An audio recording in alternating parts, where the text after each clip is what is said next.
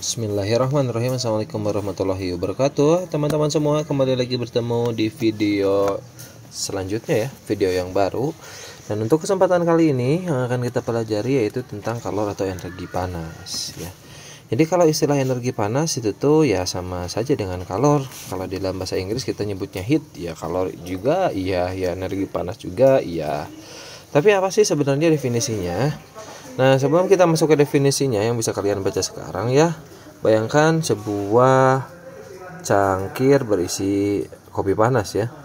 Jika kita diamkan lama-kelamaan cangkir itu akan menjadi dingin. Lalu kemanakah panasnya teman-teman semua? Secara singkat panasnya itu akan berpindah ke lingkungan ya. Memang kenapa panasnya berpindah ke lingkungan gitu? Cangkir yang berisi kopi panas dia memiliki suhu yang tinggi, yang mana lebih tinggi dibanding suhu lingkungannya, baik itu meja ataupun udara di sekitar cangkir ataupun udara di tempat yang lainnya ya, atau gas di tempat yang lainnya. Panas yang dari cangkir ini akan menyebar ke lingkungan yang dimaksud tadi. Contoh, panas ini akan menyebar ke meja ya, ke meja daerah di bawah cangkir. Berpindah secara apa? Ini sudah kita pelajari ya. Cangkir dan meja dia itu bersentuhan. Jika benda panas dan benda yang kurang panas, atau jika benda yang bersuhu tinggi ke benda yang bersuhu rendah itu bersentuhan, maka akan terjadi perpindahan panas secara konduksi. Selain itu, tentu kita semua perhatikan kalau kopi panas ini ataupun air panas yang lain, seperti kalian saat membuat air panas untuk mandi, dia itu mengumpulkan uap air ke atas ya. Dia mengumpulkan uap air, yang mana uap air ini bergerak tertiup oleh angin. Uap air ini sendiri dia bergerak bukan seakan ya, memang dia merupakan aliran uap ya, aliran partikel uap air. Dan seperti yang kita ketahui di pembahasan tentang perpindahan zat panas, yang namanya aliran perpindahan panas, alirannya gas atau zat cair, berarti perpindahan panasnya terjadi secara konveksi ya.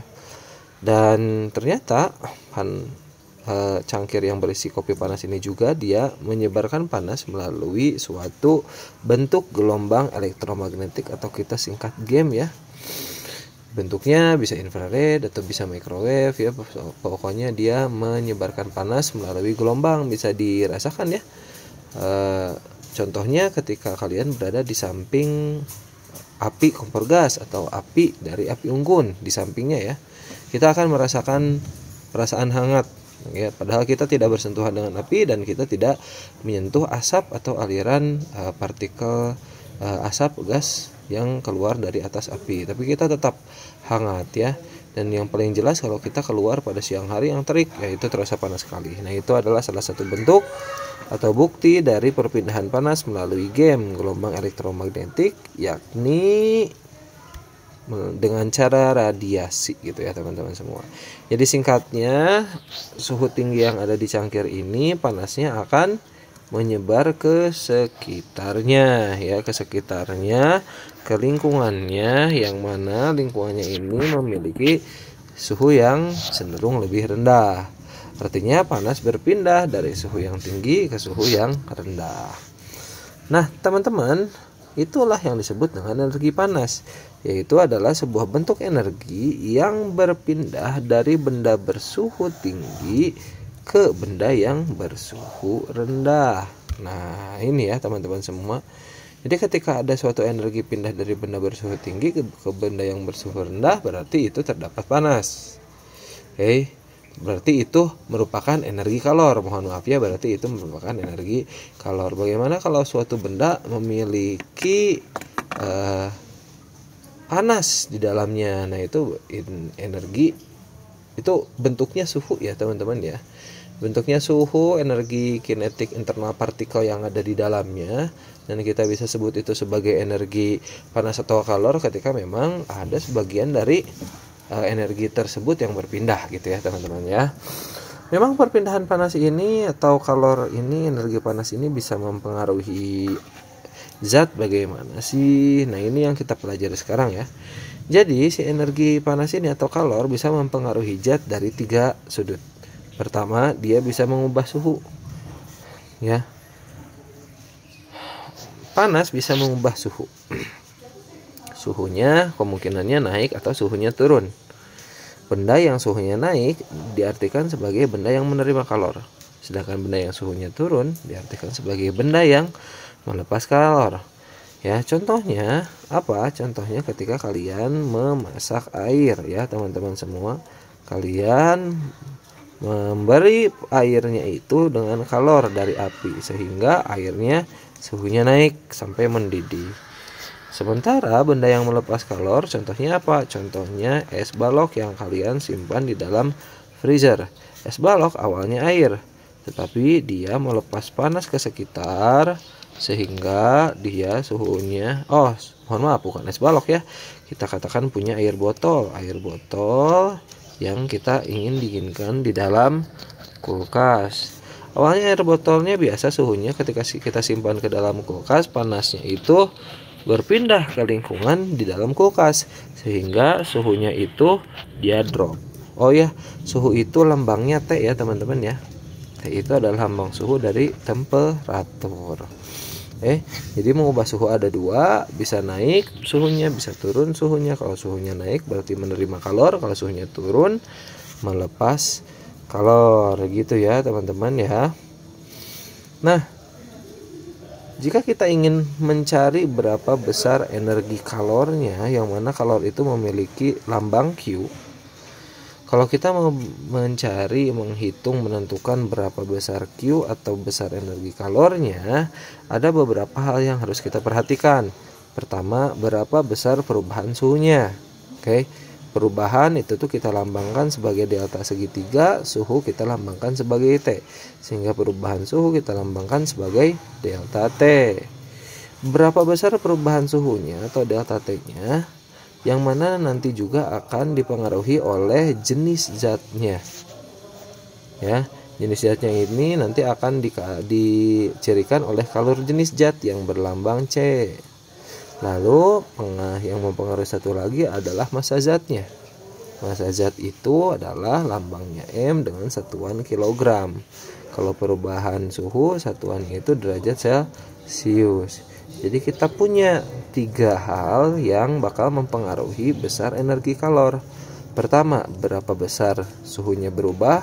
Kedua, dia itu jenis zatnya apa. Ketiga, dia masanya berapa kilogram gitu. Ketiga hal ini untuk mencari besar energi kalor Q, kita padankan menjadi sebuah persamaan, yaitu persamaan Q sama dengan M dikali C dikali delta T, atau kita singkat sebagai Q macet ya. Q macet. Ini persamaan yang kita dapat gunakan untuk menghitung apa tadi? Untuk menghitung besar energi kalor yang dipakai untuk menaikkan atau menurunkan suhu ya. Apa aja faktornya tadi? Berapa besar suhunya berubah, apa jenis zatnya, dan juga massa zatnya berapa kilogram itu ya. Nanti kita akan bahas contoh soalnya. Selanjutnya, kalor itu bisa membuat apa?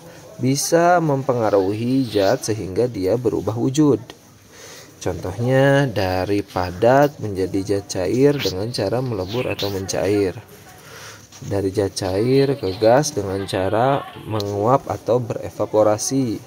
Bisa juga dari padat ke gas dengan cara menyublim. Itu semua untuk yang menyerap kalor. Lalu bagaimana untuk yang melepas kalor? Untuk yang melepas kalor, contohnya kalian punya zat cair disimpan ke kulkas, dia akan jadi es, kita sebut dengan membeku. Dia melepas kalor. Contohnya awan yang ada di langit ya. Awan itu dari uap air, bentuknya itu gas, kemudian dia didinginkan di atas langit, berubah jadi zat cair, jadi hujan, yang kita sebut dengan mengembun atau kondensasi. Atau contohnya awannya itu tidak jadi tidak jadi air hujan, tapi langsung jadi zat padat es kita sebut dengan deposisi ya gitu teman-teman semua. Itu semuanya terjadi karena ada pelepasan kalor. Bisa tidak kita menghitung berapa kalor yang dilepas atau diterimanya? Satuannya nanti joule ya. Mirip seperti yang berubah suhu, energi kalor itu satuannya joule ya dihitungnya. Bisa tidak kita mencari berapa kalor yang diserap atau kalor yang dilepas? Bisa. Seperti perubahan suhu yang mempengaruhinya pertama adalah massa dari zatnya ya berapa kilo, kemudian jenis dari zatnya. Kalau tadi jenis zatnya itu memiliki lambang C, sekarang mah untuk yang perubahan wujud lambangnya L, kita sebut dengan kalor laten ya. Hati-hati ya, harus dibedakan ya. Kalau perubahan suhu lambangnya itu C jenis zatnya itu, tapi kalau untuk perubahan wujud lambangnya itu L, kita sebut dengan kalor laten. Jadi ada massa, ada kalor laten untuk menghitung energi kalor Q.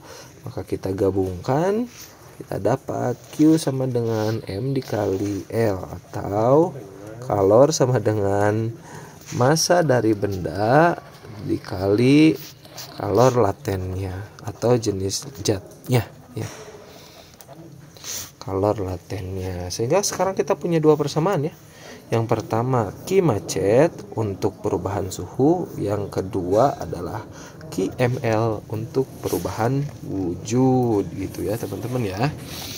Lalu teman-teman, apalagi sih pengaruh dari energi kalor ke zat atau ke benda? Wah, ada satu lagi pengaruh dari kalor atau energi panas ke zat atau ke benda. Pengaruh yang ketiga adalah mengubah ukuran teman-teman semua. Mengubah ukuran, apa maksudnya mengubah ukuran? Mengubah ukuran terjadi ketika ukurannya itu bertambah atau berkurang. Ya, kalau kita sebut ukuran yang bertambah itu tuh adalah pemuaian. Sementara ukuran yang berkurang itu kita sebut dengan penyusutan gitu ya. Jadi teman-teman semua, benda ukurannya bisa berubah. Oke. Apakah dia memuai ukurannya bertambah atau menyusut ukurannya berkurang? Benda bisa memuai itu jika suhunya naik. Sementara benda bisa menyusut jika suhunya itu turun. Gitu teman-teman. Ya. Pemuaian atau penyusutan itu terjadi tergantung dari dimensinya. Jadi dia bisa memuai secara panjang, kita sebut dengan delta L, luas kita sebut dengan delta A, dan volume kita sebut dengan delta V. Ingat, delta itu bentuk segitiga yang kita sebut dengan perubahan. Sementara kalau panjang itu adalah length, lambangnya L, luas adalah area, lambangnya A, volume itu adalah volume, lambangnya V. Jadi delta L adalah perubahan length, perubahan panjang. Delta A adalah perubahan area, perubahan luas. Delta V perubahan volume. Itu ya teman-teman semua ya. Jadi untuk memuai perubahan panjang, contohnya apa? Contohnya kabel PLN yang sengaja dibuat kendor. Tapi itu ada alasannya, karena kalau malam hari dia akan menyusut jadi tegang. Ada juga rel yang sengaja dibuat ada jarak di antara relnya agar nanti relnya tidak bengkok kalau dibuatnya terlalu pas. Tiang juga bisa memuai, begitupun jembatan dia bisa memuai ya teman-teman ya. Kalau pemuaian luas itu tuh biasanya contohnya dengan kaca yang dibuat frame-nya itu lebih lebar dibanding ukuran kacanya. Jadi kalau kacanya kepanasan dia masih memiliki ruang untuk memuai. Dan untuk pemuaian volume contohnya ban yang kalau siang hari terlalu panas di jalan dia akan membesar, tekanannya terlalu besar sampai bisa meledak gitu ya. Nah teman-teman semua, perubahan suhu yang naik dan perubahan suhu yang turun ini ya kita juga kasih simbol delta T. Ingat, delta itu adalah perubahan dan T itu adalah suhu gitu ya teman-teman ya. Nah, lalu apa aja sih faktor yang mempengaruhi pemuaian dan penyusutan atau perubahan ukuran ini? Pertama, mirip seperti perubahan suhu dan juga perubahan wujud adalah jenis zat. Ya, zatnya apa yang memuainya? Ya, untuk jenis zatnya kita sebut dengan muai jenis zat. Karena pemuaian itu ada pemuaian panjang, luas, dan volume, maka angka untuk mewakili jenis zat untuk pemuaian panjang itu tuh ada juga angka untuk mewakili jenis zat untuk pemuaian luas. Adapun angka untuk mewakili jenis zat untuk pemuaian volume atau ruang ya. Jadi muai jenis zat itu tuh tergantung dari jenisnya apa zatnya. Untuk muai jenis panjang, untuk muai panjang kita lambangkan alfa. Untuk pemuaian luas kita lambangkan beta. Untuk pemuaian volume atau ruang kita lambangkan gamma gitu ya teman-teman ya. Lalu ada ukuran awal zat. Ini juga faktor yang berpengaruh ya untuk pemuaian atau penyusutan. Ukuran mula-mula zat atau ukuran awal zat. Jadi kalau zatnya itu memang sudah besar, dia akan memuai lebih besar lagi. Kalau zat ukuran awalnya kecil, ya memuainya tidak akan terlalu besar meskipun dia sama-sama dipanaskan sampai perubahan suhunya memang identik gitu ya. Jadi tergantung panjang awalnya berapa L0 atau luas awalnya berapa A0 atau volume awalnya berapa V0 gitu ya teman-teman semua. Tapi dari pembahasan yang panjang tentang pemuaian dan penyusutan ini, sebenarnya yang paling penting itu bagaimana kita memahami koefisien muai itu ya. Koefisien muai itu ada di sini ya, muai jenis zat ya. Oh ya, saya koreksi dulu. Ini harusnya disebutnya koefisien muai.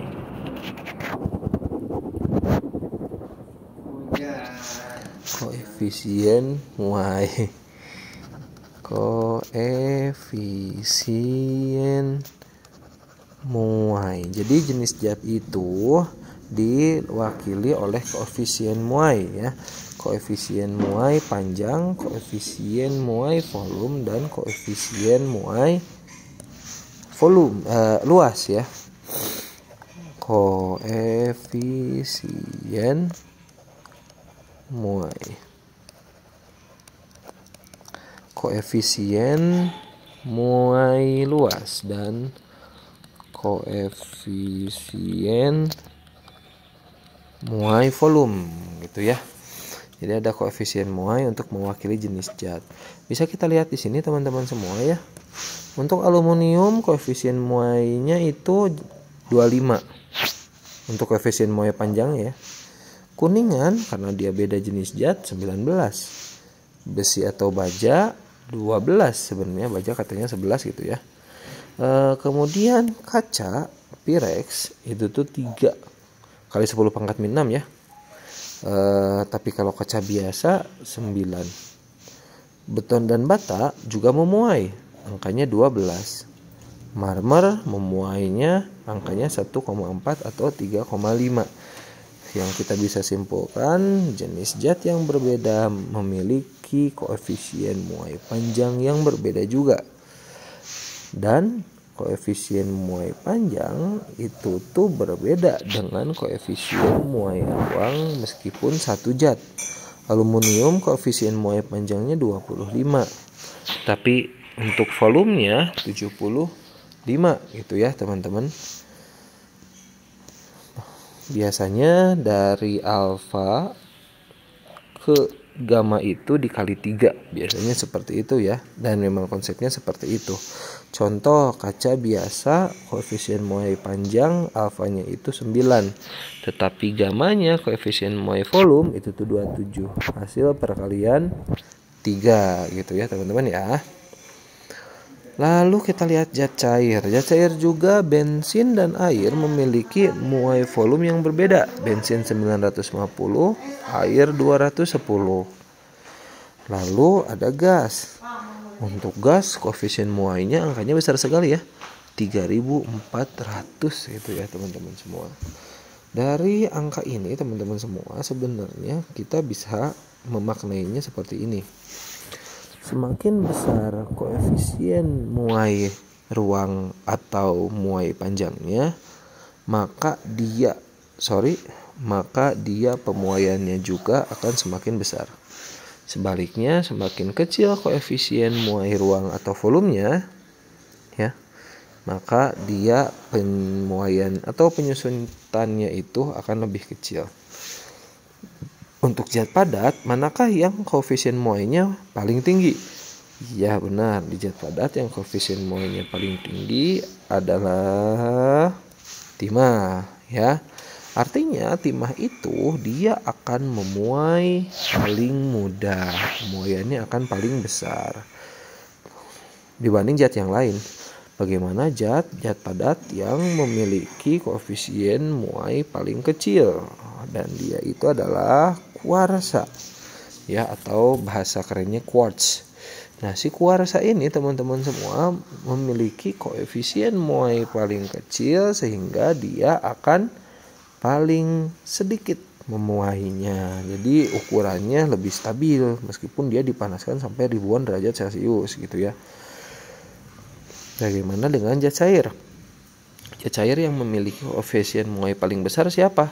Oh, ternyata etil alkohol. Ya, kalau kalian punya sebungkus 1 liter etil alkohol, kemudian kalian panaskan, dia itu karena memiliki muai ruang yang besar, maka dia juga akan mudah mengalami pemuaian. Yang tadinya seliter ternyata bisa bertambah jadi seliter lebih gitu ya, karena kepanasan. Tapi kalau kedinginan, wah malah jadi menyusut, padahal dia tidak diambil alkoholnya ya.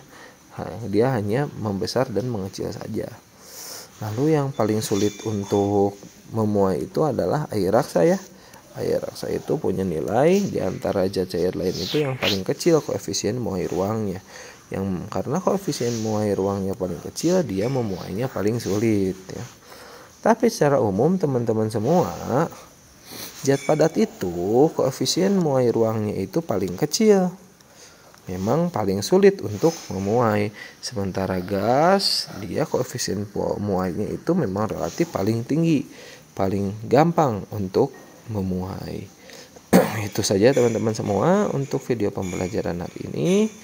Dan untuk pembahasan soal yang saya buat di sini tentang menghitung besar energi kalor atau panas pada perubahan suhu dan perubahan zat akan saya bahas di video selanjutnya.